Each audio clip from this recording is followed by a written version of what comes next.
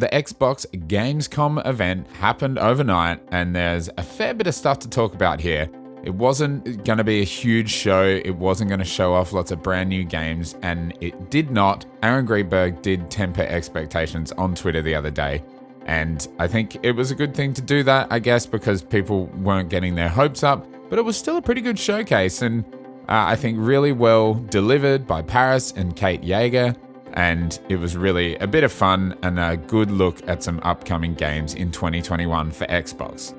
We're going to get stuck into all of that in just a second, but before we do, I just want to say thanks to everybody for checking out this video, and thank you for your support on this channel. And if you'd like what we do here at Direct Gaming, I would love for you to hit the like and subscribe buttons and turn on notifications so you don't miss a single video. Let's get stuck in to Xbox Gamescom 2021.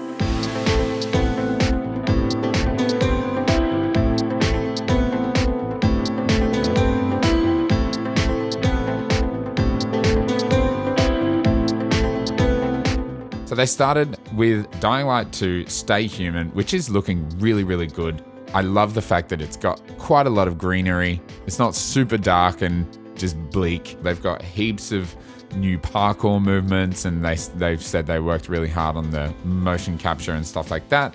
It is set 20 years after the first game. That one is coming out December 7th, and I'm actually pretty excited to give this a go, and I'm excited to see if the way they kind of pitched this originally with branching storytelling and all that kind of pays off, and it'll be interesting to see. But that one is coming out later this year. Flight Simulator is getting World Update 6, with Germany, Austria, and Switzerland all being added in much greater depth and detail into the game. There's also a Game Pass Humble crossover going on. There's a bunch of games that are all Humble published titles coming to Xbox Game Pass for PC and console. The one game that really stands out to me is Signalis. That was shown at one of the indie showcases over E3, and it looks so interesting and definitely the game I would pick out of that bunch. Also, there is Into the Pit coming out. It's a really weird looking magic-based bullet hell first-person shooter, and it's just got crazy colors, really weird graphical style that it's not really something you see very often. That one's coming out on October the 19th, and it looks pretty interesting. They talked about trebuchets for a while on Age of Empires. That was a thing. If you like siege weapons, check that out. Learn more about trebuchets.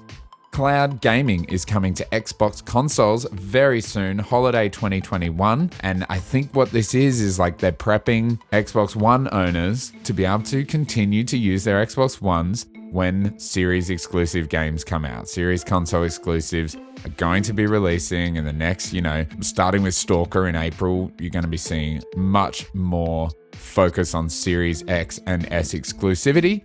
And I think this is preparing people for that because they still want people to pay for Game Pass and be able to play whatever games they want. And hey, there's a lot of Xbox Ones out there in the wild. So this is nothing but a good thing. And also they're kind of talking about the fact that you don't have to wait for a download. If someone invites you to a game, you can just go, boom, play. Sweet. I don't know when this is going to come to Australia, but let me know in the comments below if you like the idea of cloud gaming coming to your home console. They spent a lot of time on Wasteland 3's new DLC, Cult of the Holy Detonation, and this looks super cool. I definitely want to jump back into Wasteland and buy the DLC pass, expansion pass, and play the 2 expansions because they just look super interesting. Wasteland 3 is an incredibly fun game. It's got some incredibly good writing and just like great world design, and the combat's super fun as well. All the characters are just super weird, and this looks like it's definitely keeping up that trend. That one's coming out on October the 5th, and Wasteland fans look like they're in for a treat. Borderlands and Sea of Thieves are doing a little bit of a crossover with a ship set coming out to the game. That is available this week. It looks like you're going to have to do some mayhem to achieve that and get that ship set. So I'm really excited to jump back into Sea of Thieves in the next couple of days and get all of that unlocked. State of Decay 2 is getting the Homecoming DLC, which has a new map, but it's back to the original location from the first game, new bases, new weapons, and that looks interesting for fans of State of Decay 2. Probably one of the games that really stood out to me the most was Stray Blade. Now this looks really cool. It's almost like a AA RPG Souls-like. I don't know if it's got the difficulty of a Souls game, but the combat looks really precise. There's a lot of, sword-on-sword action, they kept saying. It is coming 2022 to series consoles only, so it won't be on the previous generation. This one's from Point Blank Games and published by 505. It's got a really cool art style. It's like stylized and apparently really epic boss fights. I'm super keen for this one. Definitely check out the trailer for Stray Blade. Crusader Kings 3 is coming to Xbox, which is pretty exciting. This is a game that I think has just some insanity to it, and it will be cool to check this out on Game Pass. That one is also only coming to series consoles.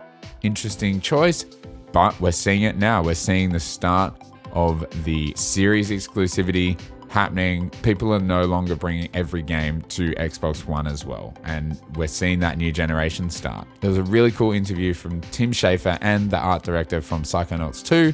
That game is getting some rave reviews, looking really good. I'm super keen to play it, but I'm going to go back and play the first game first because I've never played it before, and I kind of want to understand what's happening in this new one. But that game is looking absolute quality, and people are talking some real positive stuff about it, so it's great to see Double Fine really crushing it with the release of Psychonauts 2, which is out today.